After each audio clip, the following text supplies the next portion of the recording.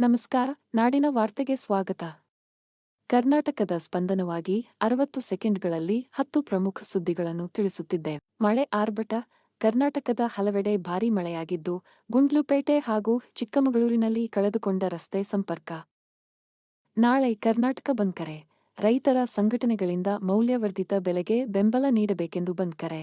Bengaluru silicon city plan, IT big ಬಾಸ್ಗಳ ಜೊತೆ ಸಭೆ ನಡೆಸಿದ ಸಚಿವ ಪ್ರಿಯಾಂಕ್ ಖರ್ಗೆ ಹೊಸ ಸಿಟಿ ಫೇಸ್ನ ರೂಪುರೇಷೆ ಮುಂದಿಟ್ಟರು. ವಿದ್ಯಾರ್ಥಿನಿ ಆತ್ಮಹತ್ಯೆ. ಮೈಸೂರು ನರ್ಸಿಂಗ್ ಕಾಲೇಜಿನಲ್ಲಿ ಯುವತಿಯ ಆತ್ಮಹತ್ಯೆ, ಲವ್ ಅಫೇರ್ ಕಾರಣ ಎನ್ನುವ ಶಂಕೆ. Fiesta case update. ADGP Amritpal ಪರಿಯ ತೀವ್ರ ತನಿಖೆ ಎದುರಿಸುತ್ತಿದ್ದಾರೆ. ನಕಲಿ ಉತ್ತರಪತ್ರ ಪ್ರಕರಣ ಪುನರ್ ತನಿಖೆಗೆ ಆದೇಶ. ಚಂದ್ರಯಾನ 4 ಯೋಜನೆ. ಇಸ್ರೋ ಬೆಂಗಳೂರು ಕೇಂದ್ರದಲ್ಲಿ ಚಂದ್ರಯಾನ 4ಗೆ ಸಿದ್ಧತೆಗಳು ವೇಗ 2026 ಟಾರ್ಗೆಟ್.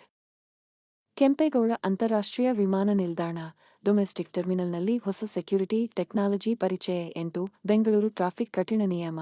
ನಾಳೆಯಿಂದ ಹೊಸ ಹಿಂಬಾಲನೆ ಕಠಿಣ. ಲೈನ್ ಕ್ರಾಸ್ ಮಾಡಿದರೆ ₹000 ದಂಡ. 9 ರಾಜಕೀಯ ಚಟುವಟಿಕೆ. ಮಾಜಿ ಸಿಎಂ ಕುಮಾರಸ್ವಾಮಿ ಇಂದು ಬಳ್ಳಾರಿ ಪ್ರವಾಸ. 2028ಕ್ಕೆ ಜೆಡಿಎಸ್ ಬೂತ್ ಮಟ್ಟದ ತಯಾರಿ. 10 ಕ್ರಿಕೆಟ್ ಸುದ್ದಿ. ಟಿ20 ವಿಶ್ವಕಪ್ನಲ್ಲಿ ಭಾರತ-ಪಾಕಿಸ್ತಾನ ಪಂದ್ಯ ಗೆದ್ದ ಭಾರತದ ಗೆಲುವಿಗೆ ಕರ್ನಾಟಕದಿಂದ ಹಾರ್ದಿಕ ಅಭಿನಂದನೆಗಳು. ನಾಡಿನ ವಾರ್ತೆಯಿಂದ ಇಂದಿನ ಸುದ್ದಿಗಳು ಇಷ್ಟೇ. ಕರ್ನಾಟಕದ ಸ್ಪಂದನದೊಂದಿಗೆ ಮತ್ತೆ ಸಿಗೋಣ. ನಮಸ್ಕಾರ.